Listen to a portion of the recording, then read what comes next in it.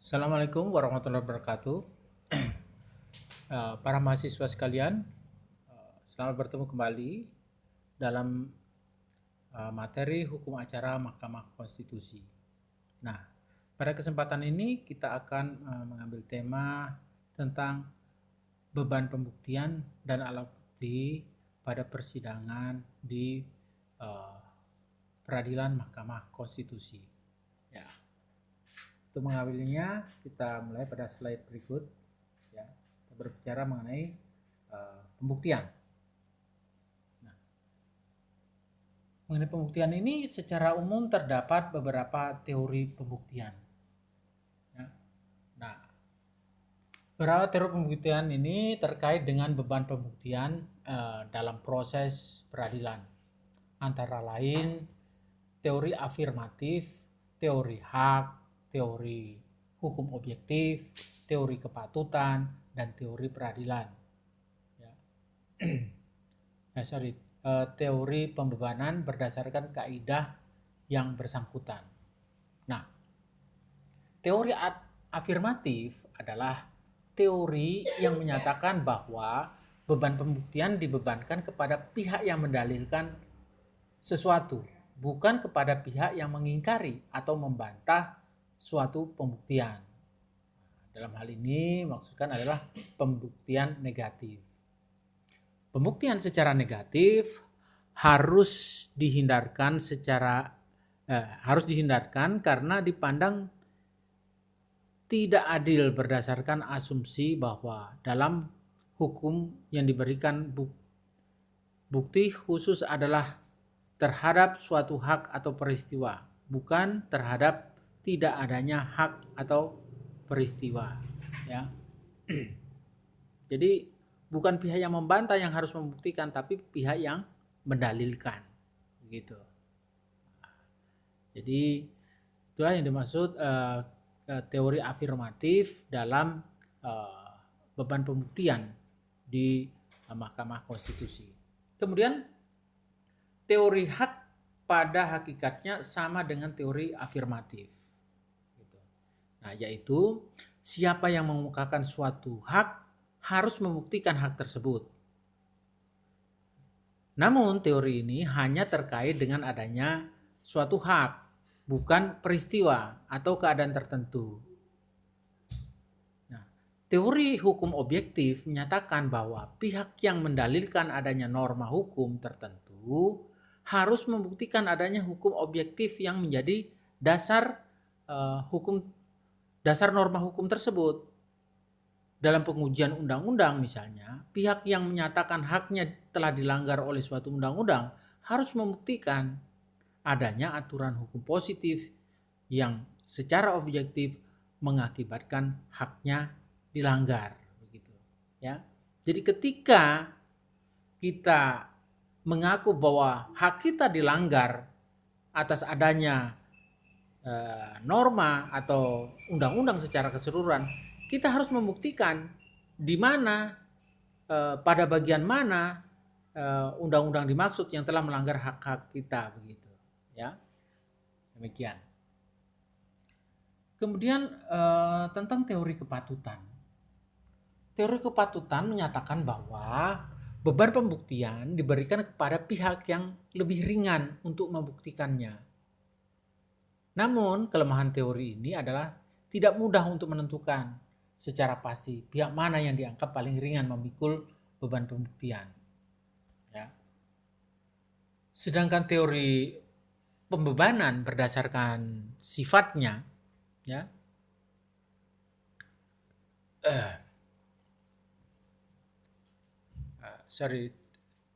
teori pembebanan berdasarkan kaidah yang bersangkutan menentukan bahwa beban pembuktian ditentukan oleh kaidah hukum tertentu.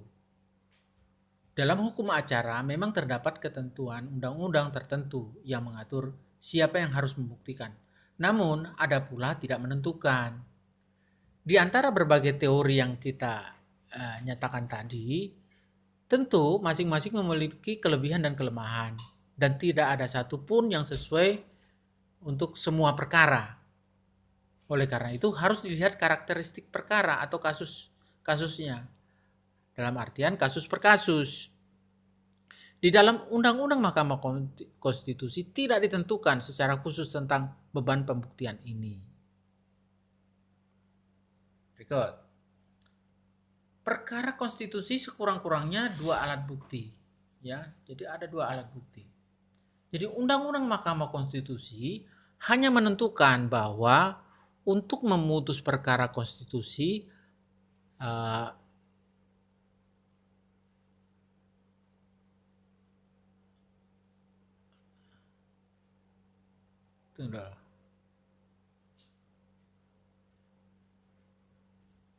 ya, maaf. Saya ulangi. Undang-Undang Mahkamah Konstitusi hanya menyatakan bahwa untuk memutus perkara konstitusi harus didasarkan pada sekurang-kurangnya 2 alat bukti, baik yang diajukan pemohon, termohon, atau pihak terkait. Ya, tidak ditentukan siapa yang harus membuktikan sesuatu. Oleh karena itu, berlaku prinsip umum hukum acara bahwa barang siapa mendalilkan sesuatu, maka dia wajib membuktikan. Walau demikian, karena perkara konstitusi sangat terkait dengan kepentingan umum, hakim dalam persidangan MK dapat aktif memerintahkan kepada saksi atau ahli tertentu yang diperlukan. Oleh karena itu, pembuktian dalam peradilan MK dapat disebut menerapkan ajaran pembuktian bebas yang terbatas. Dikatakan sebagai bebas karena hakim dapat menentukan secara bebas kepada beban pembuktian suatu hal yang akan diberikan. Tentu saja dalam menentukan hal tersebut hakim dapat menggunakan salah satu atau beberapa teori dan ajaran pembuktian. Namun dalam kebebasan tersebut hakim juga masih dalam batasan tertentu. Paling tidak pihak pemohon yang mendalilkan memiliki kedudukan hukum untuk suatu perkara, harus membuktikan dalil tersebut. Beban pembuktian terkait kedudukan hukum ini tentu saja tidak dapat dialihkan kepada pihak lain. Kemudian udah ya, kita berbicara pembuktian bebas terbatas tadi. Ketentuan mengenai pembuktian bebas terbatas dapat dijumpai dalam peraturan Mahkamah Konstitusi yang mengatur pedoman beracara untuk setiap wewenang Mahkamah Konstitusi. Pasal 18 ayat 1 sampai dengan ayat 3 peraturan Mahkamah Konstitusi nomor 6 garing PMK garing 2005 tentang pedoman beracara dalam perkara pengujian perundang-undangan menyatakan ayat 1, pembuktian dibebankan kepada pemohon. Ayat 2, apabila dipandang perlu, hakim dapat membebankan pembuktian kepada presiden atau pemerintah, DPR, DPD, dan atau pihak terkait. Nah, di ayat 3-nya, presiden atau pemerintah, DPR, DPD, dan atau pihak terkait dapat mengajukan bukti sebaliknya, ya, atau Tegenbewis.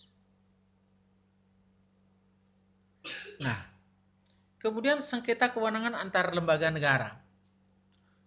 Untuk perkara sengketa kewenangan antar lembaga negara, pasal 16 peraturan Mahkamah Konstitusi atau PMK kita singkat, nomor 08 garing PMK garing 26 tentang pedoman beracara dalam sengketa kewenangan konstitusional lembaga negara, dinyatakan ayat 1, beban pembuktian berada pada pihak pemohon. Ayat 2, dalam hal terdapat alasan cukup kuat, majelis hakim dapat membebankan pembuktian kepada pihak termohon. Ayat 3, majelis hakim dapat meminta pihak terkait untuk memberikan keterangan dan atau mengajukan alat bukti lainnya. Ya. Jadi dalam PMK pasal 16 ini ya, PMK nomor 8 2006 ini, beban pembuktian itu dibebankan kepada pemohon karena dia yang mendalilkan kan. Nah, namun Majelis hakim bisa berpendapat lain kalau dia punya alasan kuat bahwa dapat juga membebankan pembuktian ini kepada termohon, begitu, ya.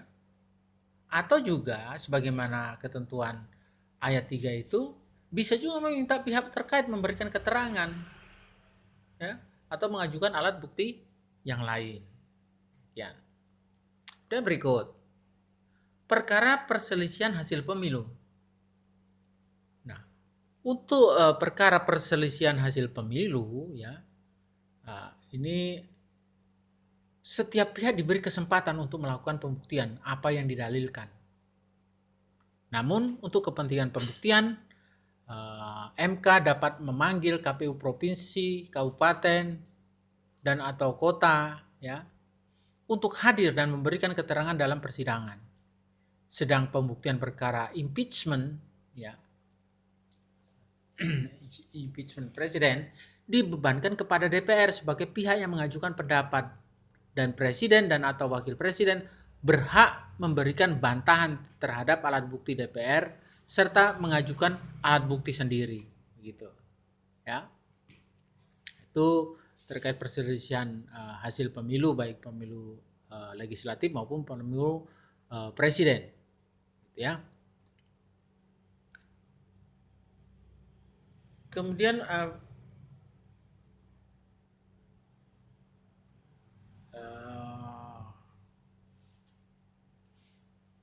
perselisihan hasil pemilu sudah, ya. Kemudian kita berbicara tentang alat bukti sekarang. Nah, ketentuan pasal 36 ayat 1 Undang-Undang Nomor 24 tahun 2003, ya, tentang MK, ya, menentukan alat bukti meliputi A. Surat atau tulisan, B. Keterangan saksi, C. Keterangan ahli, D. Keterangan para pihak, E. Petunjuk, dan yang F. Alat bukti lain berupa informasi yang diucapkan, dikirimkan, diterima, atau disimpan secara elektronik dengan alat optik atau serupa dengan itu. Jadi inilah alat bukti yang diakui, ya, secara resmi dalam beracara di Mahkamah Konstitusi, ya, sebagai alat bukti pembuktian, begitu. Jadi kalau kita hendak membuktikan atau mendalilkan sesuatu, ya, alat bukti yang diakui itu hanya menyangkut hal-hal yang kita sebutkan tadi, surat tulisan, keterangan saksi, ahli, para pihak, ya, bukti petunjuk, kemudian alat bukti lain serupa informasi yang diucapkan, dikirimkan, diterima, atau disimpan secara elektronik dengan alat optik atau serupa dengan itu. Kemudian alat bukti yang diajukan ke peradilan MK, baik yang diajukan oleh pemohon maupun termohon atau pihak terkait, perolehannya atau cara mendapatkannya harus dapat dipertanggungjawabkan secara hukum. Alat bukti yang didapatkan atau diperoleh dengan cara yang bertentangan dengan hukum atau illegally void of evidence, ya, tidak dapat disahkan oleh hakim konstitusi sebagai alat bukti. Oleh karena itu, setiap pemohon dan atau pihak lainnya mengajukan alat bukti kepada hakim konstitusi selalu diperiksa cara perolehan atau mendapatkan alat bukti tersebut. Untuk alat bukti dari pemohon biasanya dilakukan dalam sidang pendahuluan. Jadi alat bukti ini bisa jadi sebagaimana ditentukan ayat 36 tadi, ya. Namun kalau cara mendapatkannya itu dengan cara melanggar hukum, maka hakim tidak bisa mensahkan itu sebagai alat bukti persidangan, ya. Kalau lebih seperti itu. Nah, kemudian alat bukti dalam Undang-Undang 24 2003 berbeda dengan alat bukti yang lazimnya. Alat bukti yang diatur dalam undang-undang tersebut, ya, Berbeda dengan alat bukti lazimnya dalam proses peradilan lain. Sebagaimana diungkapkan Marwara Siahaan, mantan hakim Mahkamah Konstitusi, perbedaan tersebut antara lain, pertama, tidak dikenal alat bukti pengakuan para pihak dan pengetahuan hakim yang berlaku pada hukum acara PT-UN atau dalam hukum acara perdata yang disebut dengan persangkaan, pengakuan, dan sumpah, serta dalam hukum acara pidana disebut dengan keterangan terdakwa.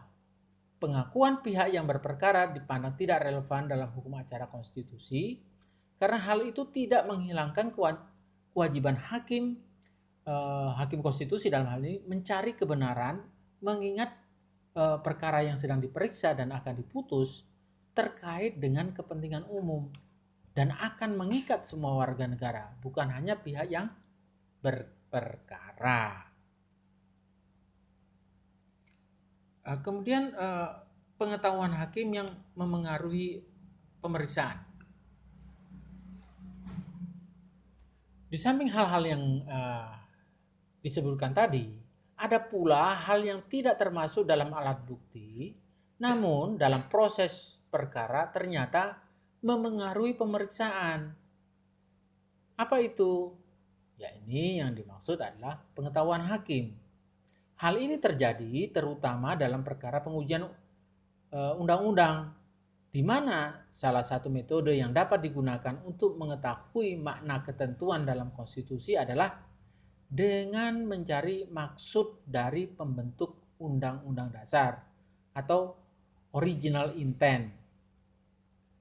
Di antara hakim periode pertama, ya, hakim konstitusi, terdapat beberapa hakim konstitusi yang mengetahui bahwa terlibat dalam proses pembahasan suatu ketentuan dalam Undang-Undang Dasar 45. Karena saat itu menjadi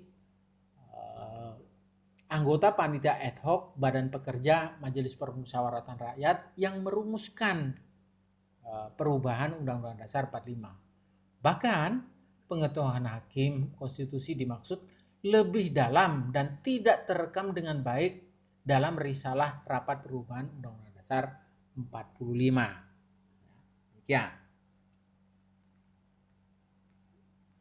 Kemudian menginjak pada alat bukti surat atau tulisan, ya.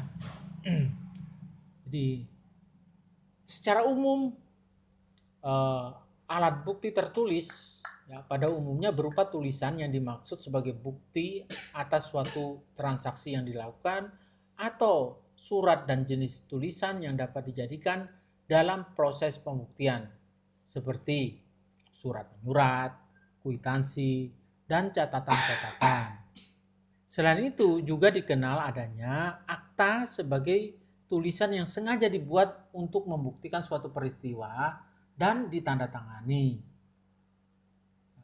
Jadi dikenal dua jenis akta, ya, yaitu akta di bawah tangan dan akta autentik. Akta di bawah tangan merupakan akta yang ditandatangani di bawah tangan. Ya, di bawah tangan. Surat, daftar, dan surat urusan rumah tangga dan tulisan-tulisan lain yang dibuat tanpa perantaraan seorang pejabat umum. Jadi saya tekankan, ya, surat atau tulisan-tulisan tadi itu, ya, dibuat tanpa perantara seorang pejabat umum.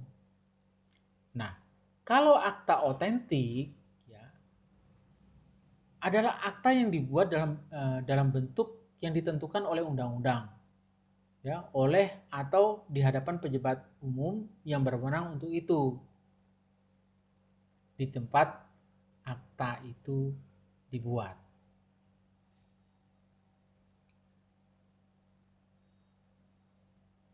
Nah, tadi kita berbicara akta otentik, ya, dan nah sekarang kita berbicara bukti tertulis dalam hukum acara Mahkamah Konstitusi. Jadi dalam hukum acara Mahkamah Konstitusi tentu semua kategori bukti tertulis yang berlaku dalam hukum perdata.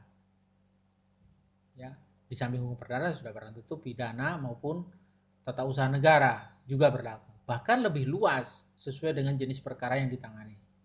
Untuk misalnya untuk perkara perselisihan hasil pemilu misalnya, keberadaan akta otentik berupa berita acara penghitungan suara atau rekapitulasi hasil penghitungan suara sangat diperlukan dalam proses pemeriksaan persidangan. Sebaliknya, dalam perkara pengujian undang-undang yang penting bukan apakah suatu dokumen undang-undang yang diajukan sebagai alat bukti merupakan dokumen otentik atau bukan, melainkan apakah dokumen tersebut adalah salinan dari undang-undang yang otentik, yaitu undang-undang sebagaimana dimuat dalam lembaran negara dan tambahan lembaran negara, sehingga norma yang diatur di dalamnya memang berlaku sebagai norma hukum yang mengikat.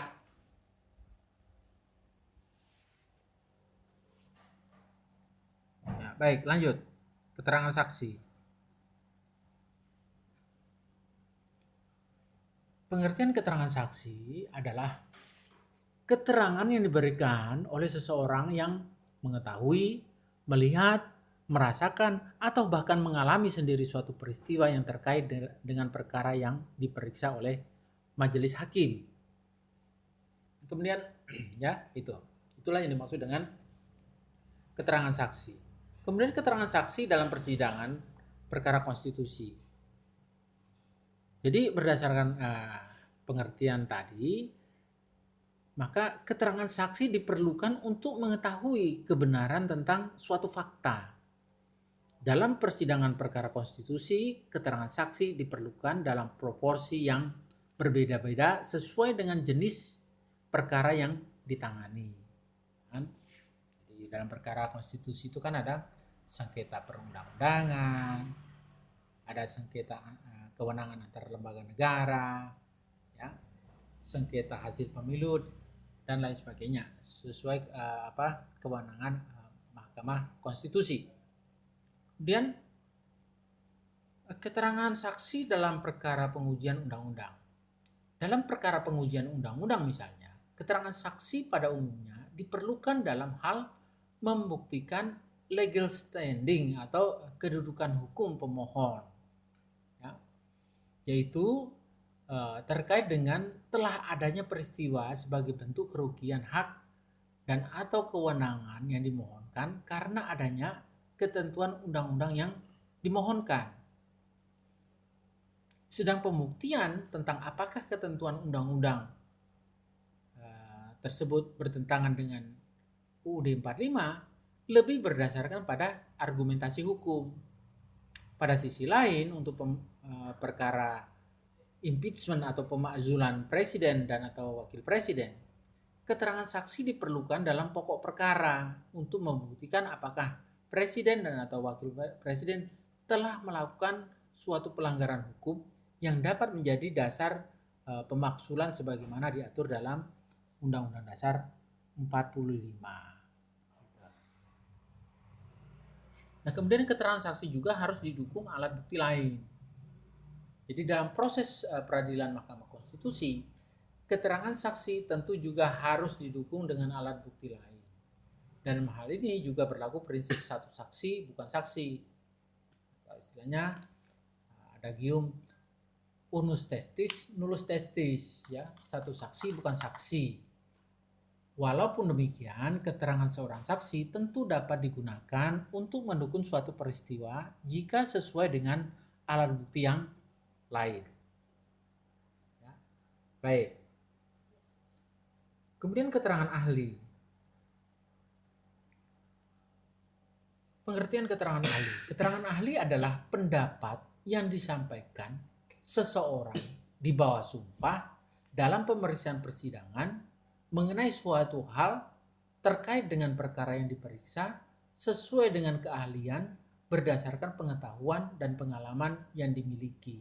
Jadi itulah keterangan ahli. Jadi yang dimaksud keterangan ahli adalah suatu pendapat yang diberikan oleh seseorang. Nah, seseorang ini harus disumpah dulu dalam persidangan begitu, ya.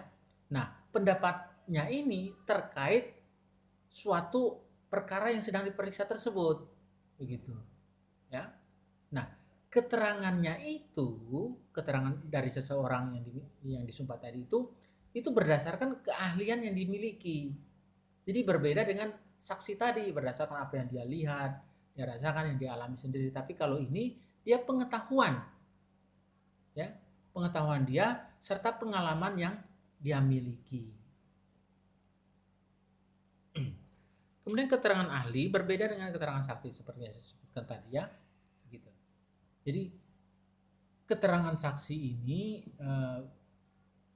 bukan berupa keterangan apa yang dilihat, dirasakan atau dialami tentang suatu peristiwa, tetapi lebih pada pendapat dan analisis sesuai dengan keahliannya.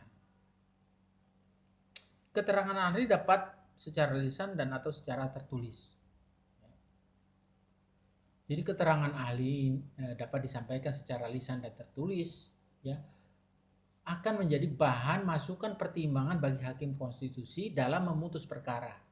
Dalam mengajukan ahli untuk suatu perkara, pemohon juga harus menyertakan keterangan keahlian yang dimiliki oleh ahli yang akan diajukan serta pokok keterangan yang disampaikan. Keterangan ahli sangat diperlukan dalam pengujian undang-undang.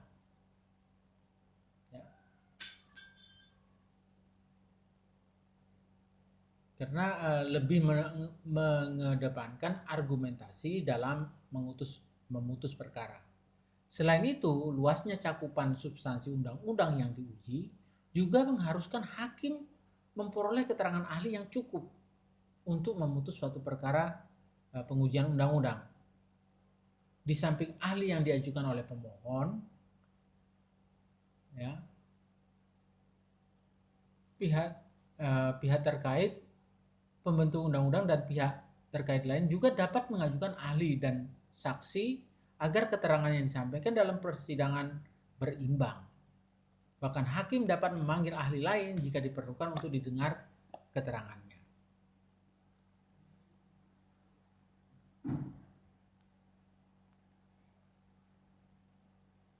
Ya, selanjutnya, keterangan para pihak. Pengertian keterangan para pihak adalah keterangan yang diberikan oleh pihak-pihak dalam suatu perkara, baik kedudukannya sebagai pemohon, termohon, maupun kedudukan sebagai pihak terkait. Gitu.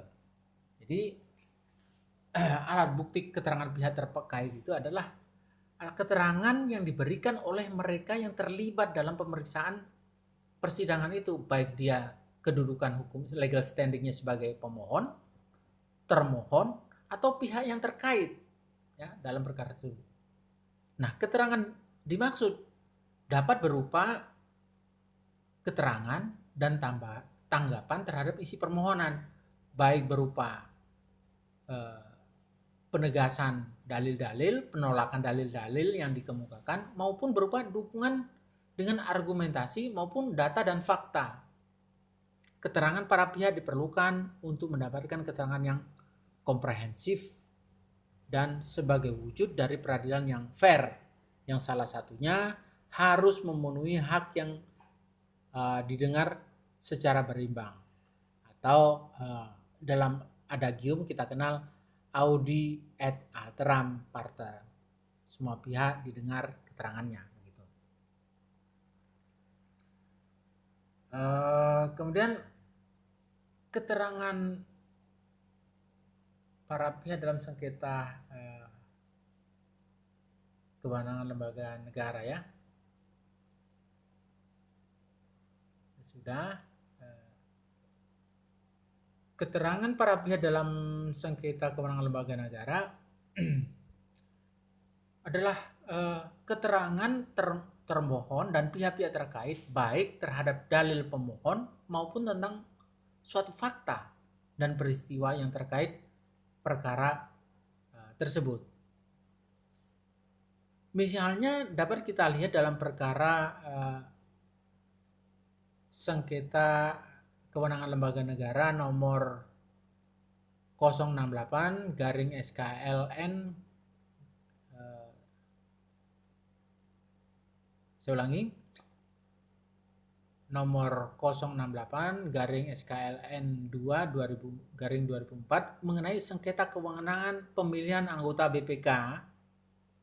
Ya, keterangan para pihak yang didengarkan adalah keterangan termohon atau presiden dan termohon 2, yakni DPR, yang berisi dalil-dalil yang menyangkal atau menolak permohonan pemohon serta keterangan pihak terkait. Ya, ini BPK yang menyampaikan keterangan mengenai fakta kronologis pemilihan anggota BPK, ya, Badan Pemeriksa Keuangan maksudnya.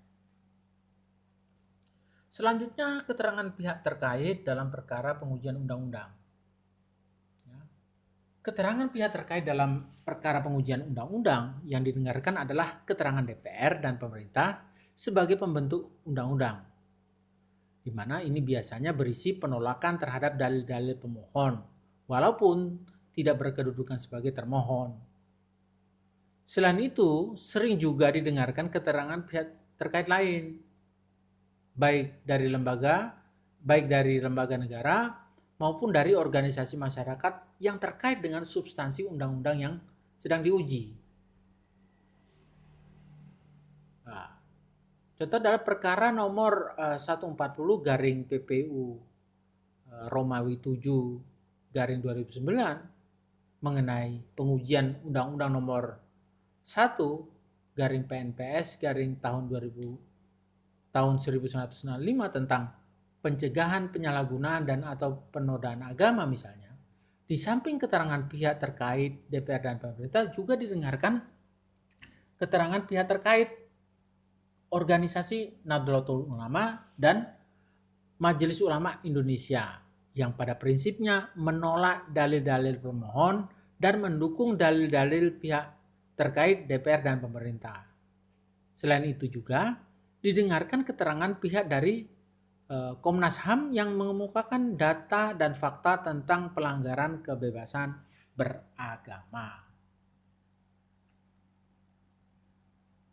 Selanjutnya kita akan berbicara bukti petunjuk dan informasi elektronik.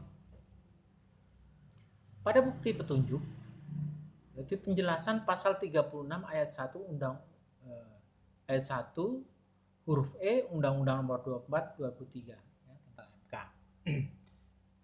Ini bukti petunjuk menyatakan bahwa petunjuk hanya diperoleh dari keterangan saksi, surat dan alat bukti. Ya, jadi hanya menyangkut petunjuk itu hanya menyangkut 3 hal, keterangan saksi, surat dan alat bukti. Oleh karena itu, petunjuk dalam hal ini adalah suatu yang didapatkan oleh hakim dari isi keterangan saksi, surat dan alat bukti lain yang saling mendukung atau berkesesuaian. Petunjuk lainnya adalah tentang petunjuk lainnya adalah pasal 188 Kitab Undang-Undang Hukum Acara Pidana mendefinisikan petunjuk sebagai perbuatan. Jadi untuk memperjelas pengertian petunjuk dapat dilihat pada pasal 188 KUHP yang mendefinisikan petunjuk sebagai perbuatan, kejadian atau keadaan yang karena persesuaiannya baik antara yang satu dengan yang lain maupun dengan tindak pidana itu sendiri, menandakan telah terjadi suatu tindak pidana dan siapa pelakunya.